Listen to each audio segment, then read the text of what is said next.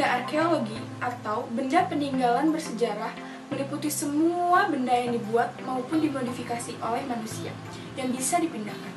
Misalnya seperti alat-alat batu, tulang, logam, gerabah, prasasti, lempeng, dan masih banyak lagi.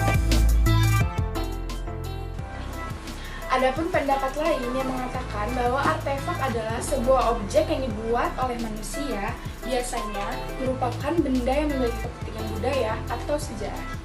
Artefak juga merupakan bentuk dan kebudayaan fisik yang merupakan hasil dari aktivitas manusia, perbuatan dan juga karya seni manusia di dalam masyarakat.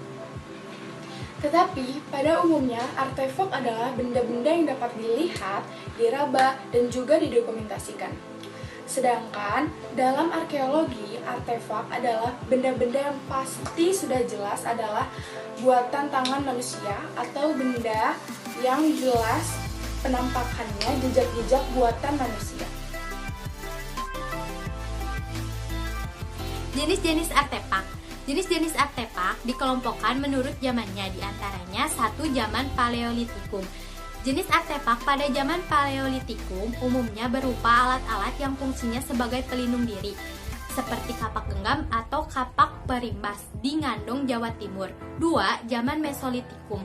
Pada zaman ini manusia sudah mulai menetap dan membangun tempat tinggal secara permanen, di mana hal ini juga dikaitkan dengan penemuan artefak yang menguatkan dugaan tersebut, seperti kapak genggam, juga penggelim, dan tulang. 3. Zaman logam. Sesuai dengan namanya, di mana pada zaman ini manusia sudah bisa membuat peralatan dari logam. Dugaan ini ditandai dengan ditemukannya artefak berbentuk perhiasan yang terbuat dari bahan emas, perunggu, dan besi. 4. Zaman Megalitikum. Zaman ini juga disebut sebagai zaman batu besar dan menjadi tonggak dari lahirnya bangunan-bangunan berbahan batu ukuran besar. Beberapa peninggalan penting pada zaman ini seperti menhir, dolmen, sarkofagus atau keranda, dan arca-arca.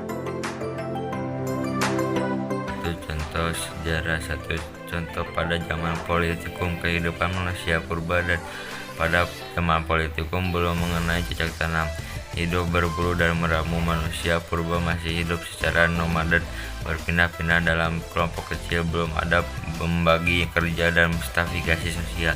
Alat yang menggunakan berupa peralatan batu yang besar dan kasar. 2. Contoh pada zaman Mesolitikum, kehidupan zaman Mesolitikum, tapi pada zaman ini manusia lebih cerdas dibanding dengan para pendahulunya. Mereka sudah mulai menetapkan dan membangun tempat tinggi dan yang semi permanen, dan mereka juga mulai bercocok tanam meski dengan cara yang masih sederhana. 3. Contoh pada zaman logam, mereka sudah mampu membuat alat-alat dari logam dan menjadi sangat terampil. Perkembangan ini tentu menunjukkan kalau taraf kehidupan udah meningkat. Kehidupan masyarakat yang semakin kompleks tentunya membutuhkan orang-orang yang terampil di bidangnya masing-masing. Selain itu, pada dasarnya proses pembuatan alat-alat dari logam juga terbilang lebih mudah daripada membuatnya dari batu. 4. Contoh zaman Megalitikum. Ada beberapa ciri mendasar pada zaman Megalitikum ini, diantaranya sebagai berikut. 1. Telah mengetahui sistem pembagian kerja. 2. Telah ada pemimpin atau kepala suku. 3. Sudah memanfaatkan logam buat dijadikan peralatan sehari-hari. 4. Sudah menerapkan sistem food producing atau bercocok tanam. 5. Sudah ada norma-norma yang berlaku. 6. Menggunakan sistem hukum rimba atau primus inter pares, yaitu memilih yang terkuat dari yang terkuat. Proses interaksi antar bangsa pada masa kini telah berlangsung sejak ribuan tahun lalu, terutama setelah terjadi migrasi nenek moyang bangsa Indonesia. Proses interaksi antar bangsa menyebabkan munculnya berbagai kebudayaan baru.